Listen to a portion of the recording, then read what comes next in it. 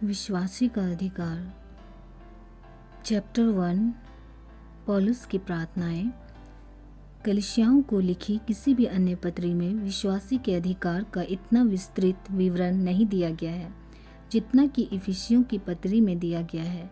क्योंकि यह पुस्तक इफिसियों की पत्री पर आधारित है, इसलिए मैं आपको प्रोत्साहित करना चाहता हूँ कि आप इफिसियों की पत्री के प्रथम 3 अध्यायों को कई दिनों तक बार बार पढ़ें। आप पाएंगे कि पहले और तीसरे अध्याय के अंत में पवित्र आत्मा के द्वारा अभिषिक्त प्रार्थनाएं हैं। पौलुस ने यह प्रार्थनाएं केवल इफिसुस की कलीसिया के लिए ही नहीं की थी, क्योंकि यह प्रार्थनाएं पवित्र आत्मा के द्वारा प्रदान की गई हैं। इसलिए यह हम पर आज भी उतनी ही प्रभावशाली है जितनी कि इफिसुस के विश्वासियों के लिए थी। इफिसियों पहला अध्याय 16 से 20। तुम्हारे लिए धन्यवाद करना नहीं छोड़ता और अपनी प्रार्थनाओं में तुम्हें स्मरण किया करता हूँ कि हमारे प्रभु यीशु मसीह का परमेश्वर जो महिमा का पिता है तुम्हें अपनी पहचान में ज्ञान और प्रकाशन की आत्मा दे और तुम्हारे मन की आंखें ज्योतिर्मय हो कि तुम जान लो कि उसके बुलाने से कैसी आशा होती है और पवित्र लोगों में उसकी मीरास की महिमा का धन कैसा है और उसकी सामर्थ हमारी ओर जो विश्वास करते हैं कितनी महान है, उसकी शक्ति के प्रभाव के उस कार्य के अनुसार जो उसने मसीह के विषय में किया कि उसको मरे हुओं में से जिलाकर स्वर्गीय स्थानों में अपनी दाहिनी ओर ... बैठाया। Full stop. इफिसियों 3:14 से 19।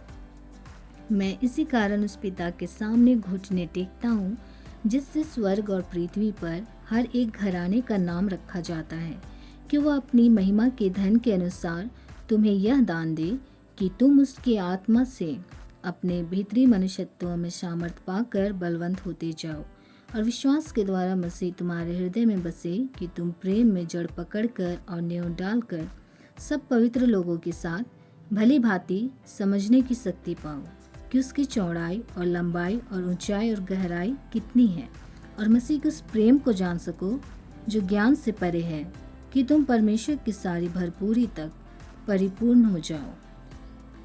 मेरे जीवन में परिवर्तन के क्षण तब आए जब इन प्रार्थनाओं को मैंने स्वयं के लिए अपने लिए 1000 बार से भी अधिक दोहराया। मैंने प्रथम अध्याय ऊंची आवाज में पढ़ते हुए इसकी शुरुआत की और पौलुस ने जहाँ कहीं तुम शब्द का इस्तेमाल किया था उसके स्थान पर मैं, मुझे और मेरे लिए कहकर मैंने इन प्रार्थनाओं को व्यक्तिगत बना लिया। उदाहरण के लिए इफिसियों 3:14 से 17 में जो प्रार्थना लिखी है उसे मैंने इस प्रकार पढ़ा।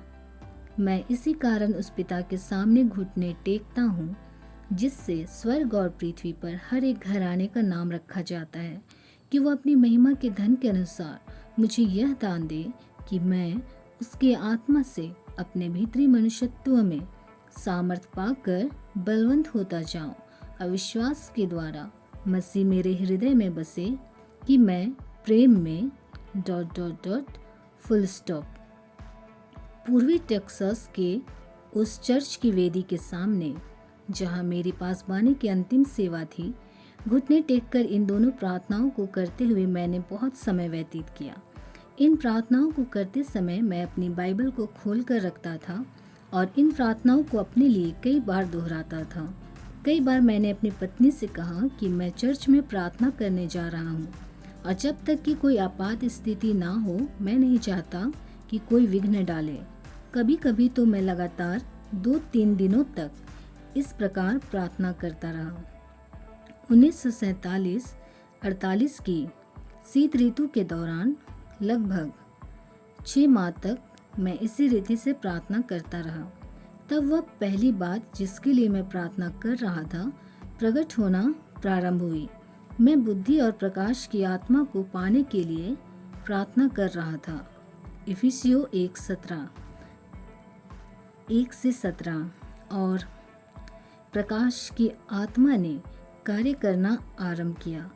पवित्र शास्त्र में मैं उन बातों को देखने और समझने लगा जिन्हें मैंने पहले कभी नहीं देखा था। वे सभी बातें मुझ पर प्रकट होने लगी। बाइबल की जिन बातों को मैं पहले नहीं देख पाता था, अब वे मुझे नजर आने लगी। वे बातें मुझ पर प्रकट होने लगी। उन 6 माह में मैंने जितनी अधिक आत्मिक उन्नति का अनुभव किया और वचन के ज्ञान को पाया, वह मैंने 14 वर्षों तक पासबानी करते हुए तथा 16 वर्षों से भी अधिक के अपने मसीही जीवन में भी नहीं पाया। यह तो मेरे द्वारा की गई आत्मिक खोज में सबसे महान खोज थी। मैंने अपनी पत्नी से कहा, मैं कैसे उपदेश देता आया हूँ। मैं बाइबल के प्रति इतना अनजान था। यह तो बिल्कुल ऐसी बात है कि बगल में बच्चा और गांव में ढिंढोरा। यदि हमें आत्मिक उन्नति करनी है तो यह अवश्य है कि हमारे पास बुद्धि और मसीह का प्रकाश और उसके वचन की आत्मा हो। इसे हम अपने ज्ञान के द्वारा नहीं पा सकते। इसे केवल पवित्र आत्मा ही हम पर प्रकट कर सकता है। प्रायः लोग यह जानना चाहते हैं कि हम अपने मसीही साथियों के लिए कैसे प्रार्थना करें। यदि आप उनके लिए इफिसियों में पाई गई इन प्रार्थनाओं को करने लगे तो आप उनके जीवनों में निश्चय इसका परिणाम देख सकेंगे। मेरा सुझाव है कि आप स्वयं अपने लिए भी इन प्रार्थनाओं को इसी तरह व्यक्तिगत बनाते हुए स्वयं के लिए करें। वर्षों पहले मैं अपने परिवार के एक सदस्य के लिए इन प्रार्थनाओं को सुबह और शाम दिन में 2 बार किया करता था। उसे चंगाई की अत्यंत आवश्यकता थी, फिर भी ऐसा प्रतीत हो रहा था कि वह ईश्वरीय चंगाई के विषय में बाइबल जो सिखाती है उसे ग्रहण नहीं कर पा रहा था। जब मैंने उसके लिए प्रार्थना की तो जिस प्रकार प्रार्थना करते समय पहले मैं अपना नाम जोड़कर प्रार्थना करता था, उसी प्रकार उसका नाम जोड़कर प्रार्थना करने लगा और 10 दिनों के अंदर ही यह कहते हुए उसने मुझे पत्र लिखा कि जो बातें मैंने पहले कभी नहीं देखी थी अब उन्हें देख रहा हूँ। जब आप पवित्र शास्त्र के अनुसार चलने लगते हैं तब आपका जीवन वचन के अनुरूप हो जाता है और आपको स्पष्ट परिवर्तन नजर आने लगते हैं। यह आश्चर्यजनक था कि जब मैं पवित्र शास्त्र के अनुसार अपने सगे संबंधियों के लिए प्रार्थना करने लगा तो कितनी जल्दी उनमें बदलाव आया। यद्यपि उनमें से कुछ लोगों के लिए मैं बिना कुछ परिणाम पाए वर्षों से प्रार्थना कर रहा था।